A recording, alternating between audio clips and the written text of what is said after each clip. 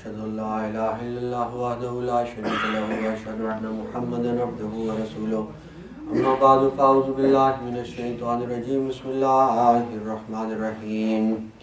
We are covering the life of the promised Messiah ﷺ, and yesterday we left off at the time when Hazrat Masih ﷺ issued an announcement about taking the oath of allegiance from his devoted servants. And he announced this in an announcement on December 1st, 1888. Hazur says, I have to convey here another message to mankind in general and to Muslims in particular, which is that I have been commanded to take bath of those who are seekers after truth, so that they may know what true faith and righteousness are. They should give up indolence, faithlessness, and all manner of iniquity, so that they may find the way that leads to the fountain of divine love. Those who feel prepared for this should come to me, so that I may befriend them and try to lighten their burden. God will bless them through my attention and prayer, provided they are all fully prepared to carry out divine instructions. This is a divine command, and I am hereby today conveying it to all. The Arabic text of the revelation is إِذَا أَزَمْتَ فَتَوَكَّلْ عَلَى اللَّهِ وَاصْنَعِ الْفُلْكَ بِأَعْيُنِنَا وَوَحْيِنَا الَّذِينَ يُبَايِعُونَكَ إِنَّمَا يُبَايِعُونَ اللَّهَ يَدُ اللَّهِ فَوْقَ أَيْدِيهِمْ. That is, when thou hast made up thy mind, thou must trust in God. Make an ark under our eyes and under our command. Those who will take bath at your hands will really be giving their hands into the hand of God. The hand of God is over their hands. This was the announcement sent by Hazrat Masih Maud, and later on next year, which is 1889, on January the 12th, Hazrat Al-Muslim Maud Radiyallahu Ta'ala Anhu, Hazrat Mirza Bashiruddin Mahmud Ahmad Sahab was born. We discussed yesterday about the birth of Bashir Awwal and the prophecy of Muslim Maud, the great grand prophecy of the promised reformer that we read yesterday. There was a revelation regarding that. Hazrat Masih Maud received this revelation. एक दूसरा बशीर तुम्हें दिया जाएगा जिसका नाम महमूद भी है, वो अपने कामों में उलुल अज़्म होगा, यख़्लुक़ुल्लाहु मा यशा. A second Bashir will be bestowed upon you, whose name is also Mahmud. He will be a person of high resolve in his projects. Then one day, Hazrat Masih Maud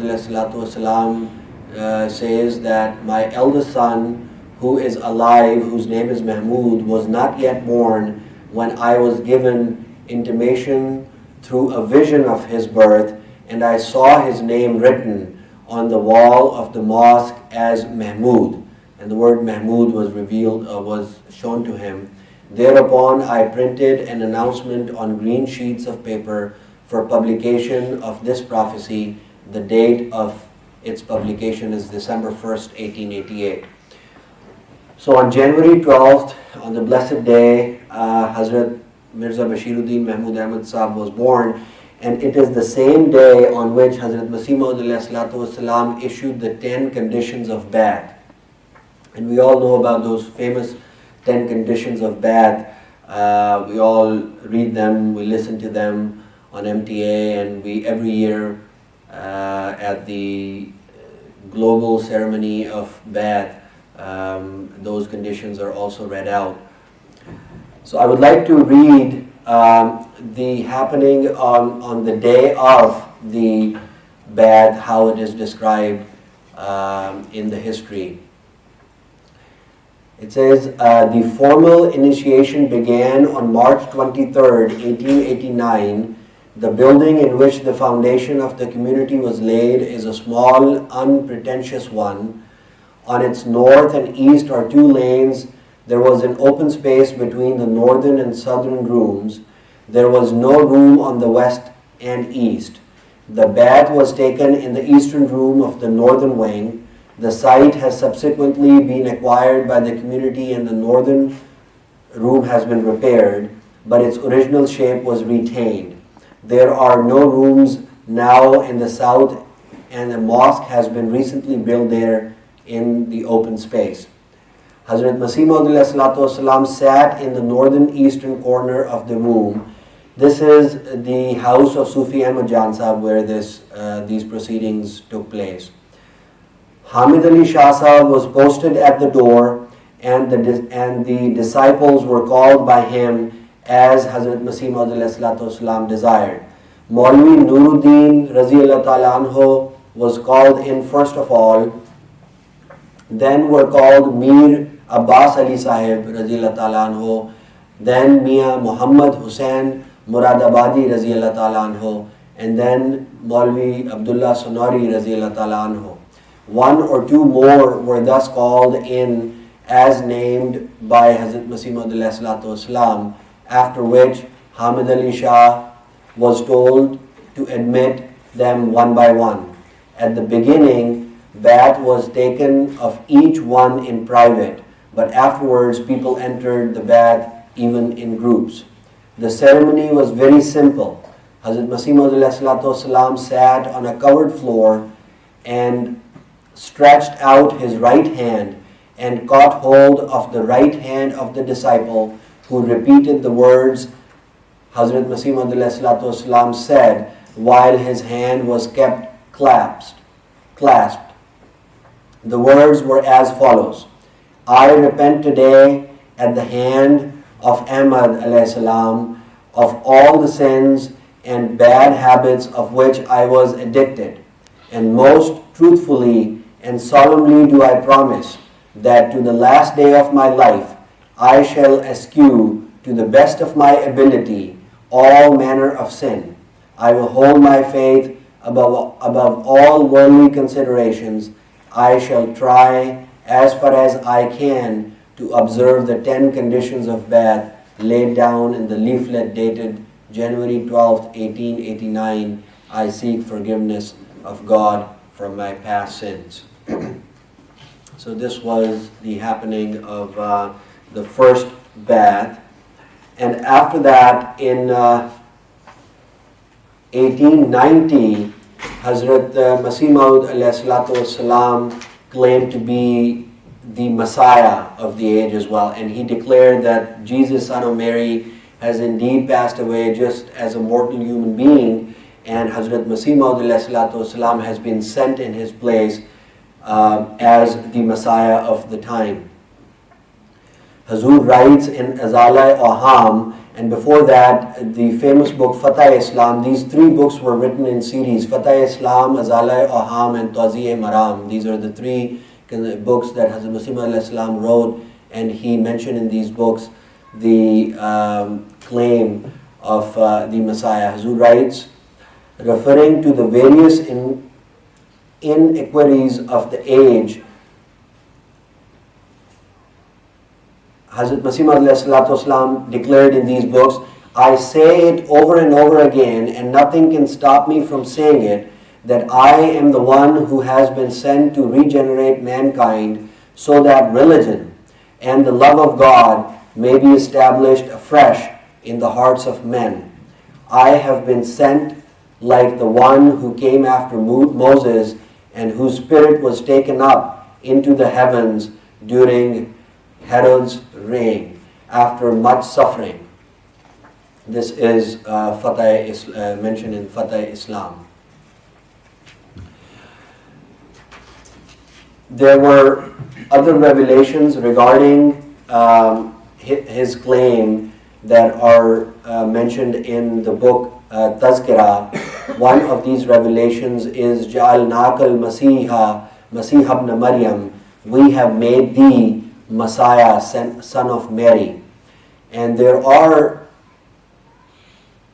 verses in Bible that also attribute to the truth of this claim of the promised Messiah alayhi salatu wasalam. For example, in John 14-8, 3, we read, "If I go and prepare a place for you, I will come again." This is Jesus alayhi salam saying in the Bible.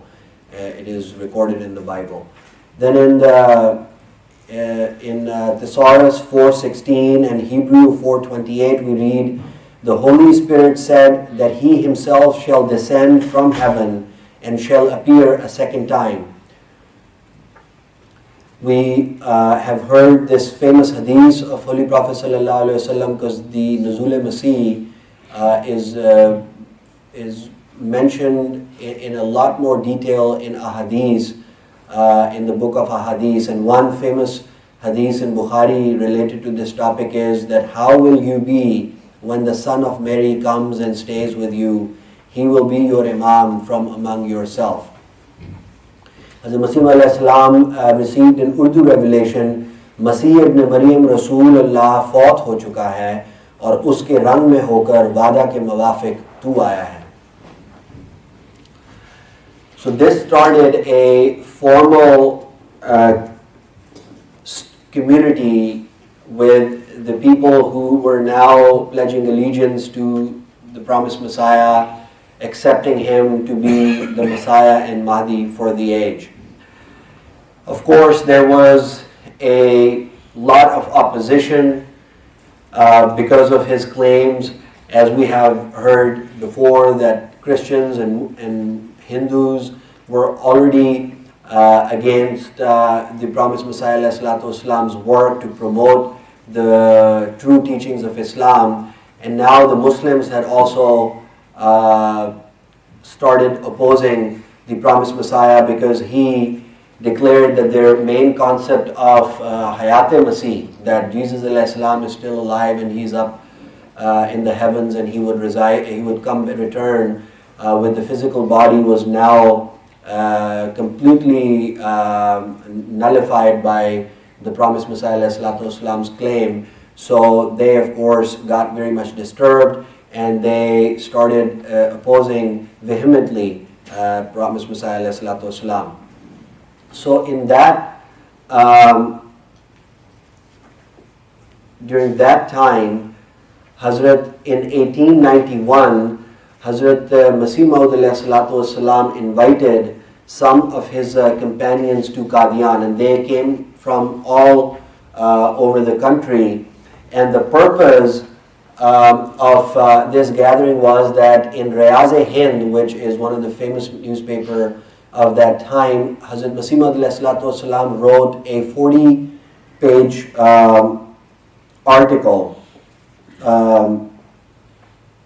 Actually, I'm sorry, Riyaz-e-Hind is the press in Amritsar, and through that press, Hazrat Masih Maud ﷺ wrote a 40-page booklet in which he explained that there were 4 ways to describe, ways described in the Holy Quran by which the chosen one of God could be identified and distinguished from the rest of the mankind.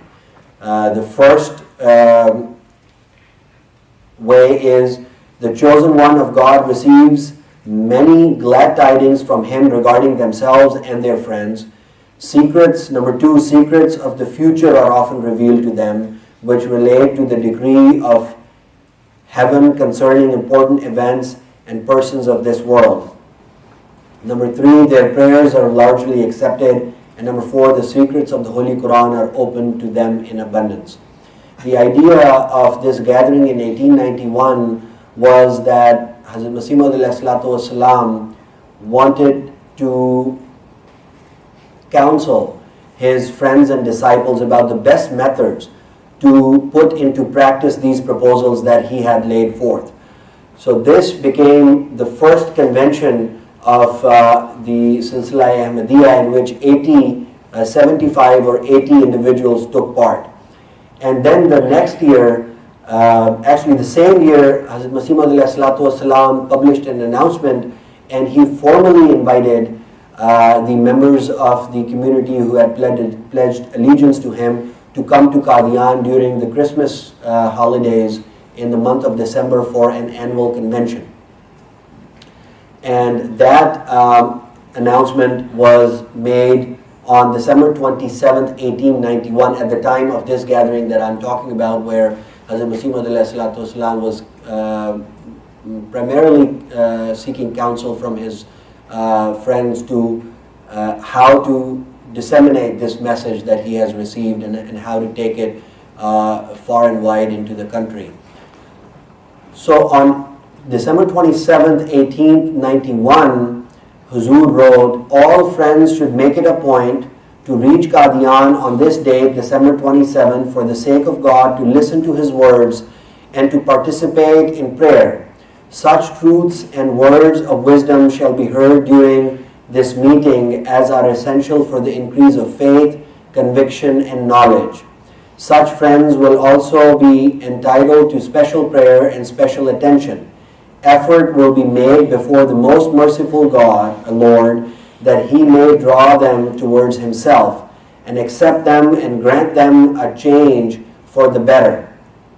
A secondary advantage of such gatherings will be that every year when they come to Qadian on the appointed dates, they will see and meet newcomers into the fold, and this personal acquaintance will continually develop into closer friendship and love. Prayers will be offered for the forgiveness of such brothers in faith who pass away during the year, and effort will be made through prayers to create a bond of spiritual union between all and remove every barrier of estrangement, aloofness, and difference." So next year, in 1892, almost 500 devotees of Hazrat Masih Maud attended the convention, and this convention had a formal proceedings where there were speeches by Hazrat Khalifatul Masih Awwal, speeches by Hazrat Masih Maud himself. In 1893, Sir Sayyid Ahmad Khan, who was a leader of the Muslims in that time, and he was more of a secular leader, he wrote a book in which he said that prayer actually is just a form of worship. Prayer does not really mean anything. It does not really change the course of your fate. And this was a misleading concept that he propagated through his book that he wrote. So Hazrat Masih Maud who had already mentioned that prayer is one of the fundamental tenets of Islam, and his prayers have been offered, and through his prayers he has been given prophecies and he has been given revelations. So he stood up in the defense of this erroneous concept about prayer, that prayer is just a mere exercise of worship and it really doesn't mean anything and it doesn't change anything in terms of the decrees of Allah. So Hazrat Masih Maud wrote this book, Barakatul Dua, in 1893, and in this book Hazrat Masih Maud wrote, "God has sent me as a reformer of this age so that such mistakes as could not be removed without special divine assistance may be removed from the idea of the Muslims, and that the unbelievers be offered the proof of the true and living God, and that the truth and greatness of Islam be proved through fresh signs, to say that the door of revelation which characterizes saints is now closed, and that signs cannot be now shown, and that prayers are no longer accepted in the way to destruction, not peace. Do not reject the grace of God. Rise, try, and test. It would be better that Sir Sayyid should, remembering his own last day, come and live in my company," because Sir Sayyid was pretty aged at that time. He passed away in 1899, I believe, so he was very elderly at that time. "As I am commissioned and am the bearer of glad tidings, I promise that I shall pray for his satisfaction and hope that God will show a sign which will in a moment bring to dust the law of nature devised by Sir Sayyid. I mean, the naturalists who were very popular in that era, Sir Sayyid was also of the opinion that nature has a course, and the revelations and miracles and the prayers, they do not carry that much weight. Up till now, Hazur writes, many things have already happened which are against the law of nature in the eyes of Sir Sayyid. So we have seen in the past examples how Allah Ta'ala has shown lots of signs in the truth of Promised Messiah alayhi salatu wasalam. Promised Messiah, as the champion of Islam in that era, living under the British rule, also sent an invitation to Queen Victoria. And he wrote a beautiful letter to Queen Victoria, which in the interest of time I won't read the entire letter here, but I would just read this one portion, that how much Masih Maud ﷺ was sincerely appealing to the Queen to accept this message of truth, the message of Islam. And people who say that Na'uzubillah min zalik, Hazrat Masih Maud ﷺ was raised by the British government to nullify the concept of jihad and to help the Christians, is totally debunked by this letter that he wrote to the Queen, and the words you will see for yourself, that how powerful these words are. And Hazur kept mentioning the gracious and the glorious Queen, because he was a very law-abiding citizen of Queen's India.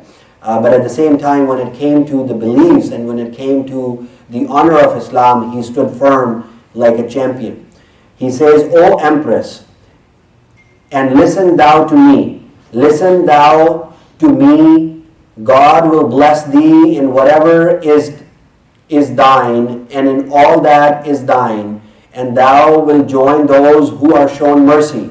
But if in the test I am found to be false by God, I would be willing in that case to be killed or crucified, or that my hand and feet be cut off, and the slaughterers would be in the right. And if I am found to be true, I shall ask of thee no reward, except that thou mayest turn to the one who created thee. O Queen of the earth, accept Islam, and thou wilt be saved. Be a Muslim. God will provide for thee till the last day, and He will save thee and protect thee from thine enemies. After that, there were a lot of prayer duels. There were a lot of people who came forward, and they challenged Hazrat Masih Maud ﷺ in his claim. One of these people was Abdullah Atham. He was a Christian priest who had converted to Christianity, and he came forward and he challenged Hazrat Masih Maud ﷺ for a debate which lasted for 15 days. He was totally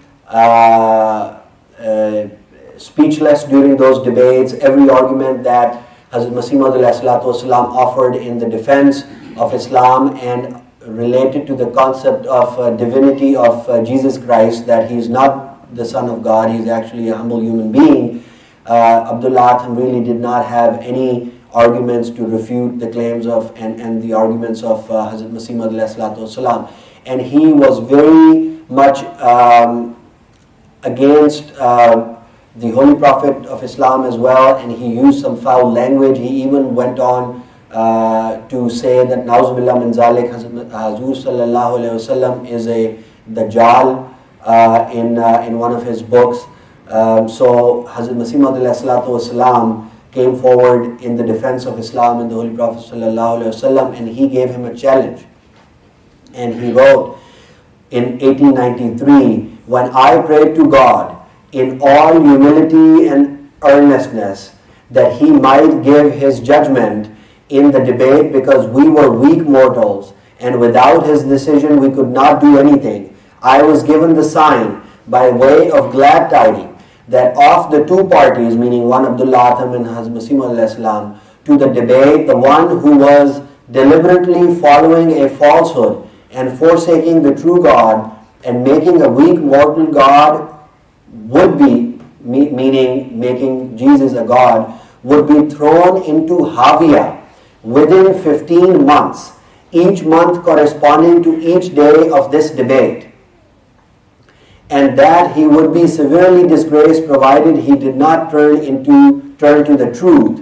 This is very important. He would be severely disgraced provided he did not turn to the truth, and that the person who was following the truth and believed in the true God would be openly honored. Now I ask Deputy Sahib, meaning Atam, if this sign is fulfilled, would you accept it or not as a perfect and divine prophecy according to your liking? So again, Hazur says there are two things here in this writing. Two important points. One, that if he does not revert to the truth, he will be put into Havia within 15 months. And then the second thing is that he would come out openly and he would accept the defeat. And he would say that these signs have been fulfilled. Hazur says, if this sign is fulfilled, will you accept it or not as a perfect and divine prophecy according to your liking? Would it be or not a strong proof that the Holy Prophet ﷺ you call a Dajjal, Na'uzubillah, in your book is a true prophet or not? So after that, it had a big impact on, when Abdullah Atam heard that, it had a big impact on him, and he suddenly, after hearing this, said, I repent, I did not mean to be disrespectful, and I have never called the Prophet by the name of Antichrist. So he did say that. And then his fate was extended.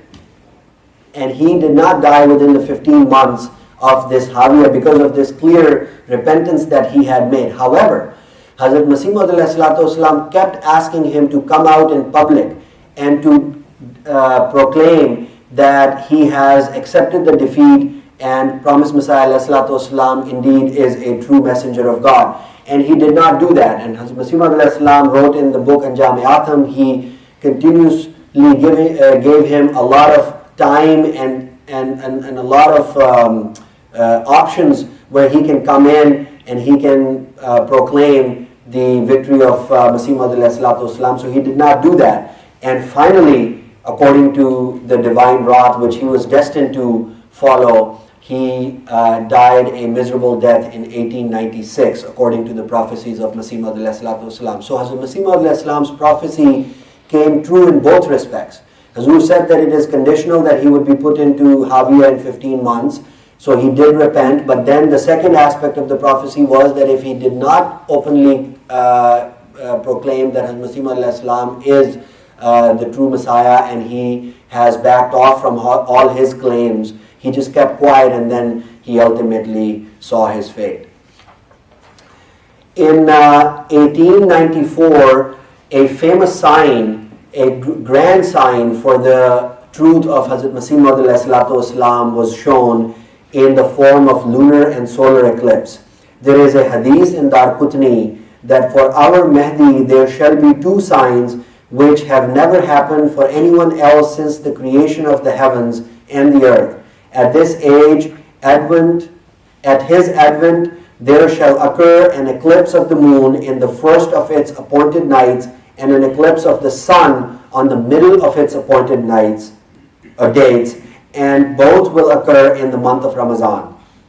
And this grand prophecy was fulfilled in 1894, where there was a lunar eclipse on the first day of the lunar months, which is the 13th, 14th, or 15th, because the moon can only eclipse during those days. So the moon eclipsed on the 13th, and the solar eclipse happened later in the month of Ramadan during the middle day, which was, I believe, the 26th of the month. In 1895, there was a big convention of religions that took place in India, and people from all religions took part in it, and there were some questions that everyone needed to answer based on their religious scriptures. This was the annual convention of religions that was held in 1895, and Hazur also wrote a book to be read in that convention. That book was Philosophy of Teachings of Islam, and this book was a magnus opus of Hazrat Masih Maud salam, which presented the truth of Islam according to the Holy Quran. And this is a unique way of presenting the truth of Islam, because oftentimes people, they start getting into some of the details that are mentioned in ahadith and some other historical artifacts. But to present the truth of Islam based on the revealed book and challenge others that they should present the similar pattern of arguments was one of its kind. And Hazrat Masih Maud had received a revelation regarding this book, that your book will be on the top. So just to illustrate the grand prophecy and how it was fulfilled, on December 29th, 1896, the Civil Military Gazette wrote, "In the religious conference at Lahore, held at the Muhammadan College building on the 26th, 27th, 28th, the following 5 subjects were elected as the main points to be discussed by the representatives of various religions. Number 1, on the mental being, its moral and spiritual welfare. Number 2, what does human existence mean? And how it aims to be gained. Number 3, the day of resurrection. Number 4, what our deeds affect in this world and in the world to come. And number 5, how to learn and come to attain knowledge of the Supreme Being. Particular interest," this is Civil Military Gazette writing, "particular interest centered in the lecture of Mirza Ghulam Ahmad of Qadian, a master in the apologetics of Islam." Now they did say master in the apologetics of Islam in their own way.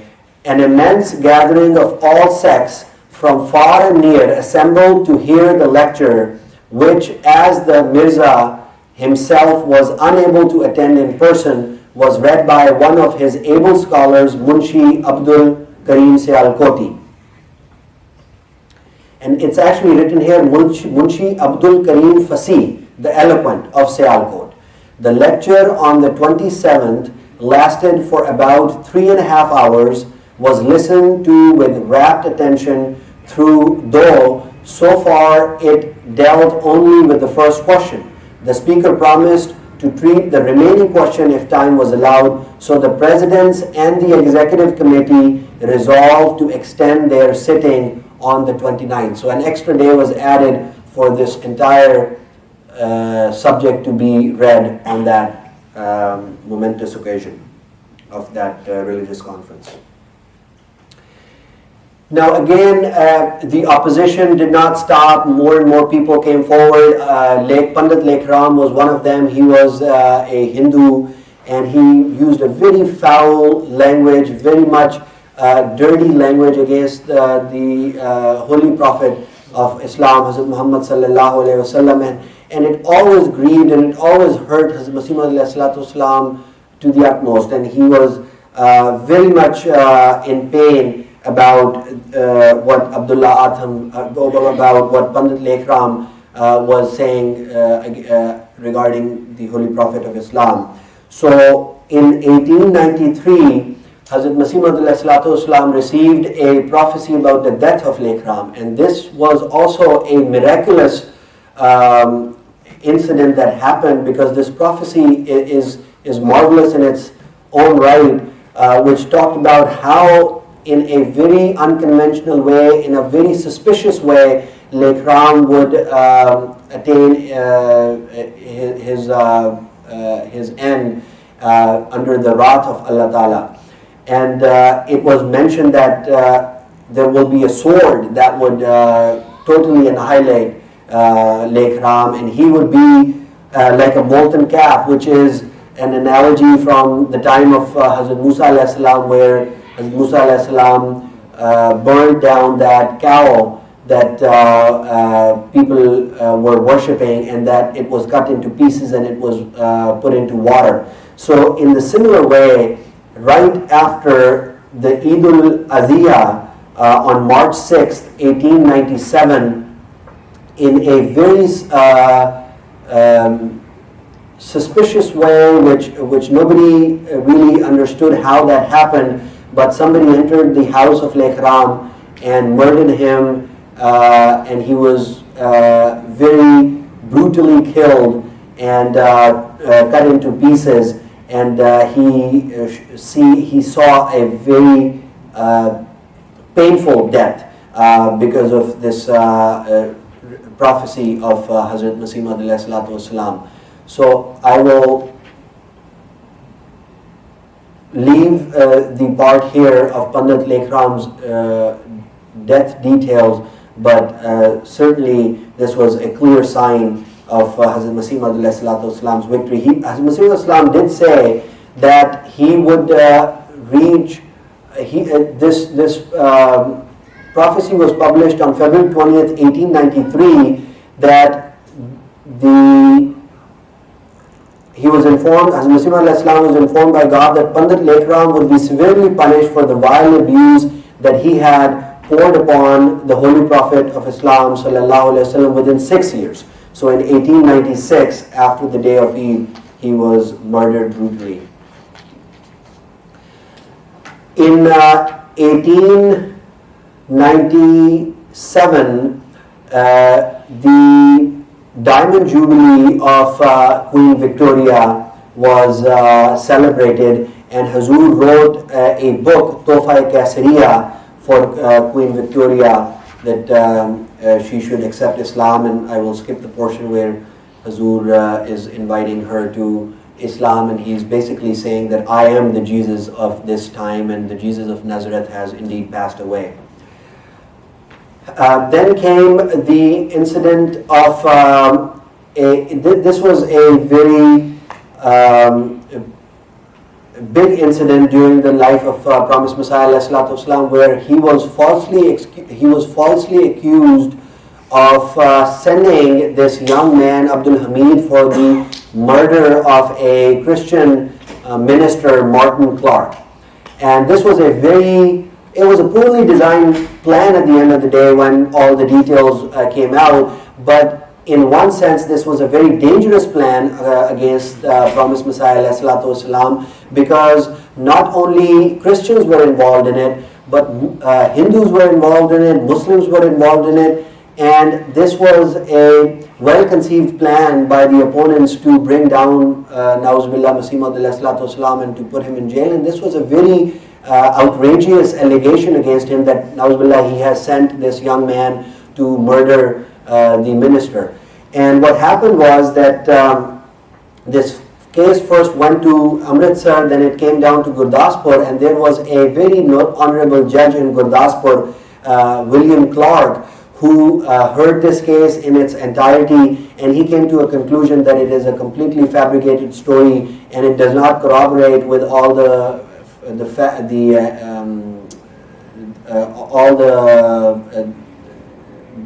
things these people were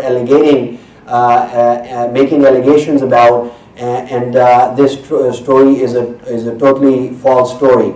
So Hazrat Masih Maud alayhi salatu wasalam was respectfully acquitted from this case. But just to give you a glimpse of how dangerous this case was, there were Hindus involved.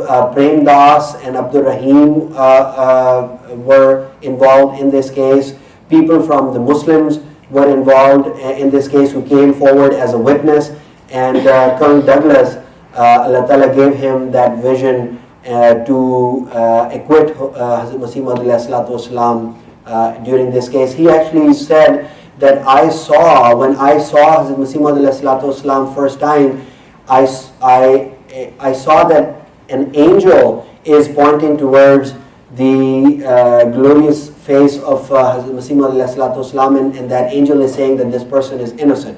And that had such a profound impact on Colonel Douglas that he acquitted Promised Messiah alayhi salatu wasalam based on all the other evidences as well, which did not hold any ground.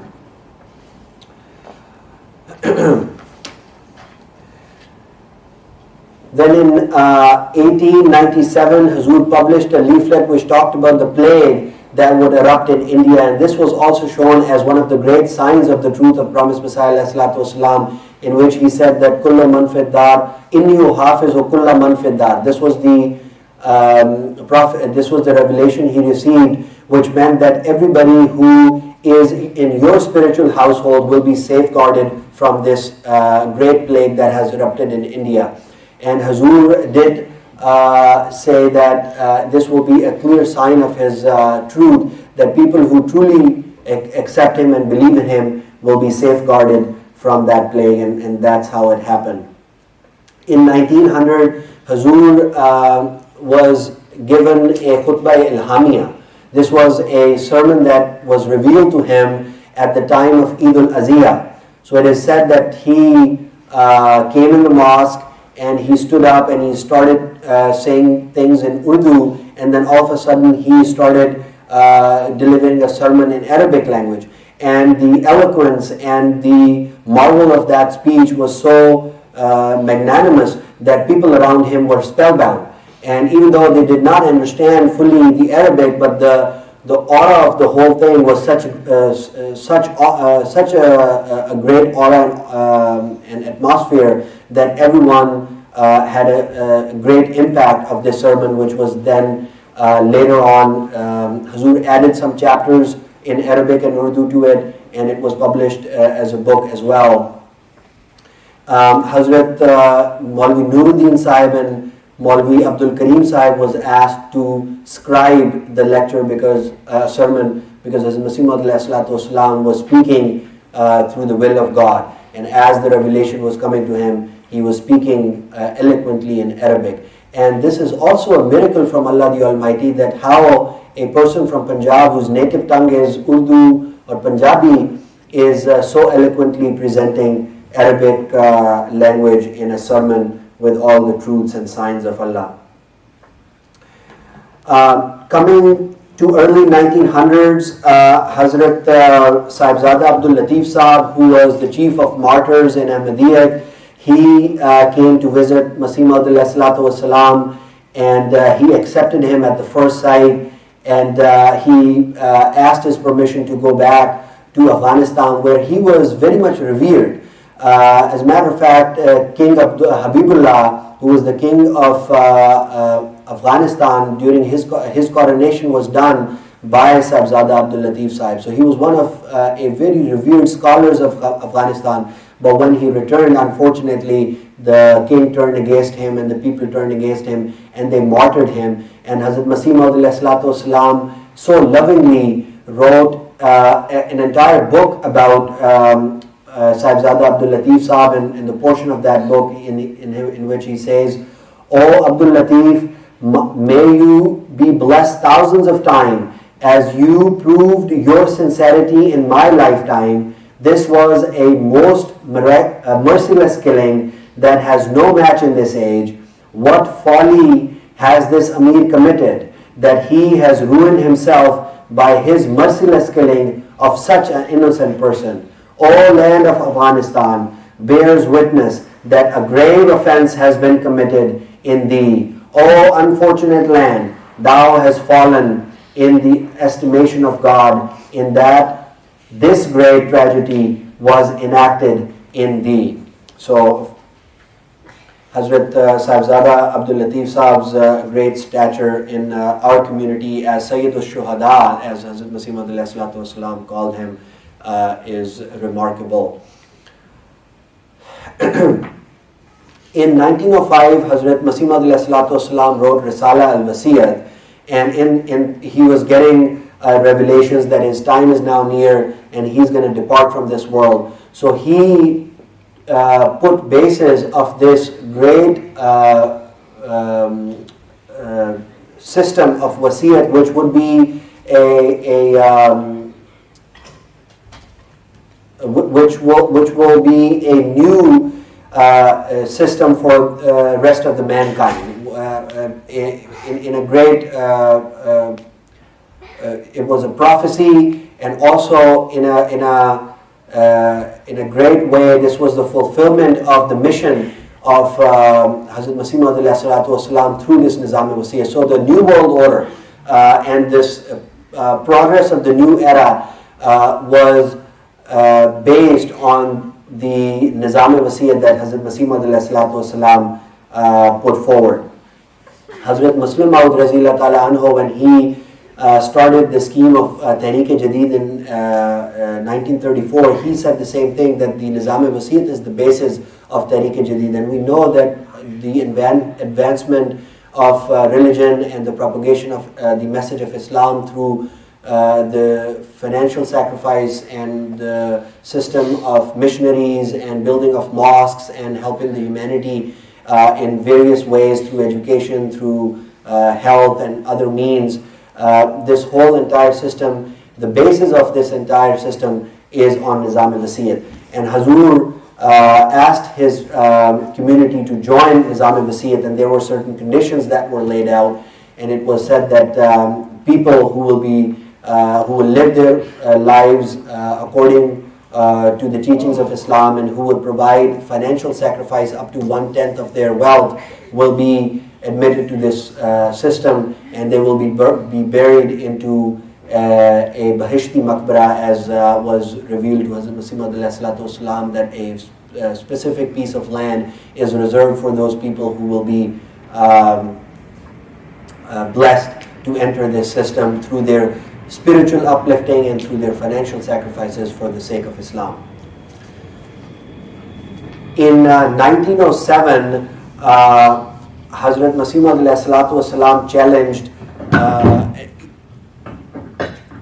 actually before that, in 1902, Alexander Dowie was one Christian who challenged Hazrat Masih Maud and Hazrat Masih Maud prophesied the end of Alexander Dowie, and he was very much disgraced and died a miserable death. He had paralysis. His family left him. He was taken away from the church, and he lost all his glory and wealth. And in 1907, he died a miserable death based on the prophecy of Hazrat Masih Maud. So, in a nutshell, in the four duroos that I have mentioned, I have tried to cover the life of Hazrat Masih Maud. It goes to show that he was truly the champion of Islam, and he was truly a reformer of this age, and his exemplary life started this beautiful community, which is the face of true Islam in this day and age. And through this community alone, now Islam will be inshallah ta'ala victorious, and through the system of Khilafat, which started after Hazrat Masih Maud we have the divine guidance which helps us in every matter we have to promote the peaceful teachings of Islam and to correct our ways and to be true Muslims. And we should all try to become the true followers of Masih Maud in the true sense that he wanted to see us as his followers, because the purpose of his coming was really to establish the truth of Islam and to connect the humanity back to their creator. That's the fundamental purpose of any prophet of God, and Masih Maud came with the same purpose. And under divine decree, Hazrat Masih Maud passed away on May 26th, 1908. And with that, I will end this dars. I know I went very quick towards the end. I had to leave some of the details, but wanted to cover some of the highlights of the later part of Hazrat Masih Maud's life as well. So may Allah Ta'ala enable us to learn about the life of Hazrat Masih Maud and also try to act upon it and be the true servants of Islam Ahmadiyyat. Wa akhiru da'wana alhamdulillahi rabbil alamin.